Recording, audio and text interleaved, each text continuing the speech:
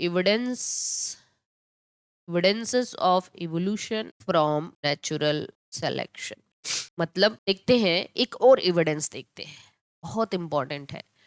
इसका एक एविडेंस है नेचुरल सिलेक्शन वाला एविडेंस जो है, नेचुरल सिलेक्शन वाला जो एविडेंस है, इसको हम लोग इंडस्ट्रियल मिलेनिज्म के नाम से जानते हैं। अब समझिए ये घटना क्या है। Industrial मिलेनिज्म, very very IMP. पहली चीज तो आपसे पूछा जाता है कि जो इंडस्ट्रियल मिलेनिज्म है, ये इंडस्ट्रियल मिलेनिज्म किसका एग्जाम्पल है, तो आप कहिएगा ये नेचुरल सिलेक्शन का एग्जाम्पल है। इंडस्ट्रियल मिलेनिज्म बहुत इंपॉर्टेंट क्वेश्चन यहाँ से बनता है। लाइफ साइंसेस मेरा फर्ज है आप लोगों को पढ़ाना, क्योंकि आपके एग्जामिनेशन बहुत नज़दीक है, तो हम चाह के भी स्किप नहीं कर सकते क्लास, ठीक है। खैर हम ठीक है, कोई दिक्कत नहीं है, आप लोग भी मेहनत से पढ़िए। इंडस्ट्रियल मिलेनिज्म की बात करते हैं, तो देखिए इंग्लैंड में एक जगह थी, हम यहाँ लिख रहे हैं, इंग्लैंड की घटना है ये। इंग्लैंड में एक जगह थी, वहां पे एक घटना ये थी, नहीं बिल्कुल स्वतंत्र कुशवाहा जी सब कुछ ले लिया है, कॉफी चाय काढ़ा वगैरह सब कुछ लिया है। सुबह में तो बहुत ज्यादा दिक्कत थी, अभी जब जब से काढ़ा वाढ़ा लिया है थोड़ा हल्का हो गया है, ठीक है। अब आते हैं, फोकस करते हैं। इंग्लैंड में एक जगह थी और एक पर्टिकुलर एरिया का उन्होंने, कुछ साइंटिस्ट ने डेटा लिया बिफोर 19, मतलब बिफोर इंडस्ट्रियलाइजेशन, इंडस्ट्रियलाइजेशन मतलब इंडस्ट्रियलाइजेशन होने से पहले की घटना है, और आफ्टर इंडस्ट्रियलाइजेशन इंग्लैंड में एक प्लेस की घटना है ये। बिफोर इंडस्ट्रियलाइजेशन मतलब जब इंडस्ट्रीज वगैरह बहुत ज्यादा डेवलप नहीं हुई थी, और आफ्टर इंडस्ट्रियलाइजेशन उस जगह की घटना को कंपेयर किया गया। आफ्टर बिफोर इंडस्ट्रियलाइजेशन का मतलब बिफोर 1920s, 1920 के पहले की घटना, और आफ्टर 1920s, 1920 से बाद के घटना की का कंपैरिजन कर रहे हैं, ठीक।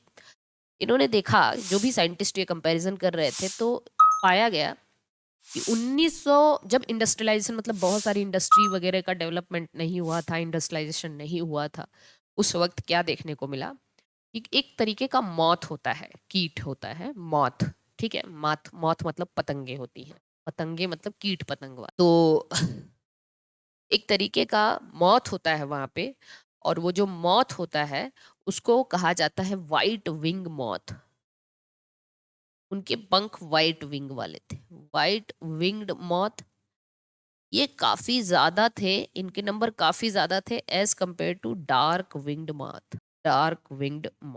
व्हाइट विंग्ड मॉथ को कहा जाता है, इस मॉथ को कहा जाता है पेपर्ड मॉथ। ये जो मॉथ है, इस मॉथ को पेपर्ड मॉथ, इसको जनरल भाषा में पेपर्ड मॉथ के नाम से जानते हैं। Peppered moth, very very IMP. कभी कभी आपसे पेपर्ड मॉथ डायरेक्टली पूछ देता है। साइंटिफिक नेम है इसका बिस्टन बिटुलेरिया, और इसका साइंटिफिक नेम है बिस्टन बिटुलेरिया और बिस्टन कार्बोनेरिया, ठीक। हाँ, तो बिफोर इंडस्ट्रियलाइजेशन व्हाइट विंग वाले मॉथ ज्यादा थे as compared to dark wing, मतलब बिस्टन बिटुलेरिया ज्यादा थे as compared to Biston carbonaria. लेकिन आफ्टर इंडस्ट्रियलाइजेशन डार्क वाले ज्यादा हो गए, डार्क मॉथ के नंबर ज्यादा देखने मिले as compared to white moth. तो मतलब कुल मिला के बिस्टन कार्बोनेरिया ज्यादा थे as compared to Biston betularia. ये डेटा एकदम अच्छे से समझना है आपको। क्या, पहले आप इस डेटा को कंपेयर करिए। बिफोर इंडस्ट्रियलाइजेशन व्हाइट वाले ज्यादा थे, डार्क वाले कम थे। व्हाइट वाले मतलब बिस्टन बिटलेरिया ज्यादा थे, बिस्टन कार्बोनेरिया कम थे। और आफ्टर इंडस्ट्रियलाइजेशन मतलब जब 1920 के बाद की घटना देखी गई, तो उसी सेम प्लेस पे डार्क वाले, जो पहले कार्बोनेरिया कम थे, अब वो ज्यादा हो गए, मतलब ये प्रोपोर्शन बिल्कुल उलट गया। रीजन जानते हैं इसका क्या है? बिफोर इंडस्ट्रियलाइजेशन और आफ्टर इंडस्ट्रियलाइजेशन का रीजन देखते हैं। नोटेड, चलो इसका रीजन क्या है। तो जो बिफोर इंडस्ट्रियलाइजेशन वाला रीजन है, उसी में एरो डाल के लिखिएगा, आप उसी के नीचे एरो लगाइएगा, ठीक है। उसी के नीचे ऐसे एरो और इसके नीचे ऐसे एरो। इसका रीजन क्या है? और इसका रीज़न क्या है? इसका रीज़न था कि जब इंडस्ट्रियलाइज़ेशन नहीं हुआ था, इंडस्ट्री वगैरह डेवलप नहीं हुई थी, तो प्रदूषण कम था। प्रदूषण कम था तो पेड़ों की बार्क पे लाइकेन ग्रो किया करते थे, है ना? पेड़ों की बार्क पे लाइकेन ग्रो किया करते थे और लाइकेन व्हाइट कलर के होते।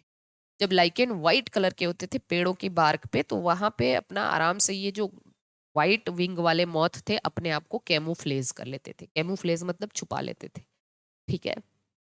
तो इनके जो प्रेडेटर हुआ करते थे, मतलब इनके जो शिकारी हुआ करते थे, इनको पकड़ नहीं पाते थे, ठीक? तो व्हाइट वाले तो बच जाते थे, लेकिन अगर उस व्हाइट लाइकेन के ऊपर कहीं डार्क मॉथ अगर बैठ गया, तो डार्क वाला तो कॉन्ट्रास्टिंग कलर की वजह से तो डार्क वाला, हमने क्या बताया कि इंडस्ट्रियलाइजेशन से पहले की अगर बात है, तो इंडस्ट्रियलाइजेशन से पहले व्हाइट वाले मॉथ लाइकेन में अपने आप को छुपा लेते थे, क्योंकि पेड़ों प्रदूषण कम था तो पेड़ों की बार्क पे लाइकेन ग्रो करते थे। जब लाइकेन ग्रो करते थे तो व्हाइट वाले अपने आप को छुपा लेते थे, डार्क वाले आराम से पकड़े जाते थे। तो व्हाइट के प्रोपोर्शन ज्यादा थे, डार्क कम थे। लेकिन जैसे ही इंडस्ट्रियलाइजेशन हुआ, इंडस्ट्रीज का डेवलप हुआ, अब धूल धुएं कण ये सब एटमॉस्फेयर में ज्यादा होने लगे। और आपको पता है लाइकेन सल्फर डाई मतलब एयर पोल्यूशन का इंडिकेटर है। जैसे ही पोल्यूशन बढ़ा लाइकेन गायब हो गए, लाइकेन अपने आप गायब हो गए, डिजनरेट हो गए, लाइकेन अब डिस्ट्रॉय हो गए, आप कह सकते हो। जब लाइकेन डिस्ट्रॉय हो गए, आफ्टर इंडस्ट्रियलाइजेशन की बात करें, जब लाइकेन डिस्ट्रॉय हो गए तो क्या हुआ? पेड़ों की बार्क पे शूट मतलब वो जो धुएं के आप कह सकते हो वो सारी चीज, काला धुआं डिपॉजिट होने लगा।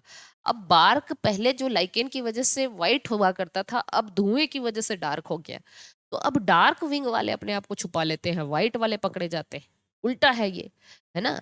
तो डार्क वाले अपने आप को छुपा लिए और व्हाइट वाले, तो डार्क वाले जो है नेचर ने अब डार्क को सेलेक्ट किया, व्हाइट को रिजेक्ट किया। और यहाँ पे क्या था, नेचर ने व्हाइट को सेलेक्ट किया था, डार्क को रिजेक्ट किया था। नेचुरल सिलेक्शन है इसको, आप कह सकते हैं डायरेक्शनल नेचुरल सिलेक्शन का एग्जाम्पल है ना? तो रीजन हम यहाँ लिख दे रहे हैं, रीजन लिख रहे हैं before industrialisation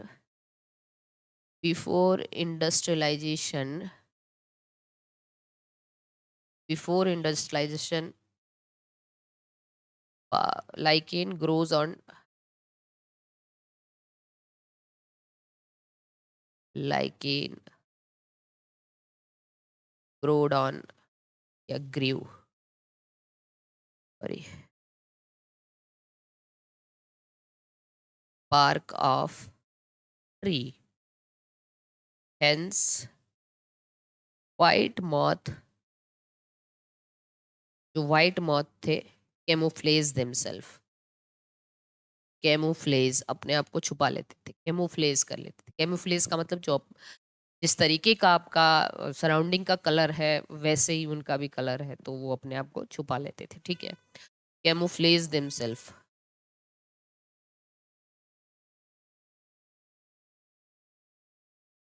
hence not captured by predator, not captured by their predators, अपने predators से ये पकड़े नहीं जाते थे। while dark moth were easily captured by their predator.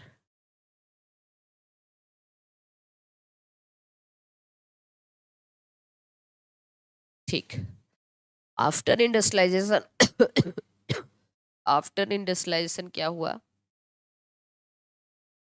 After industrialisation due to air pollution, due to air pollution, lichen disappear and shoot, ये soot मतलब जो धुएं के कण है, धुआं, है ना? Soot deposited on bark, bark पे शूट डिपॉजिट हुए and due to dark bark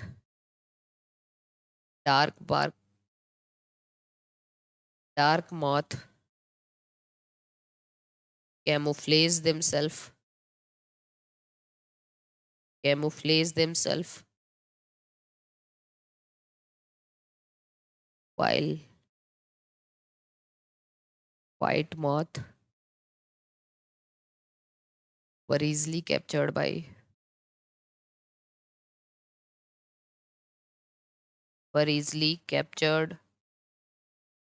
by their predators. ये रहा रीजन।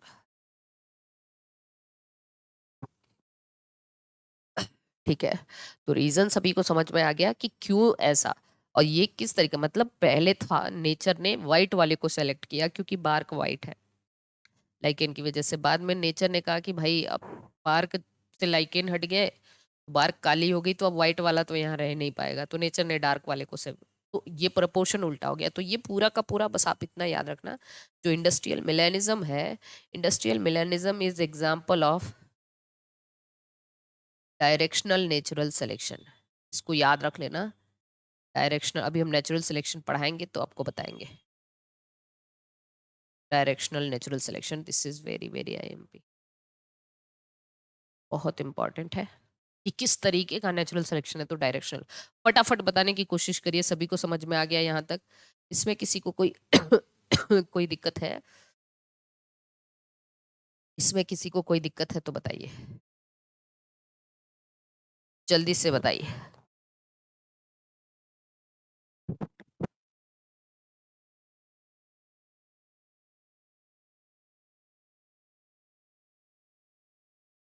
क्या आप सभी को इंडस्ट्रियल मिलेनिज्म अच्छे से समझ में आ गया है?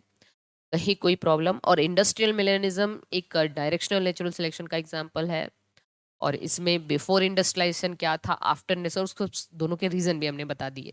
पेपर्ड मॉथ के ऊपर ये एक ऑब्जर्वेशन था, जिसमें व्हाइट वाले को बिस्टन बिटलेरिया कहते हैं और डार्क वाले को विस्टन कार्बोनेरिया कहते हैं। फटाफट बताने की कोशिश करिए। डन सभी को? एक बार फटाफट बता दीजिए।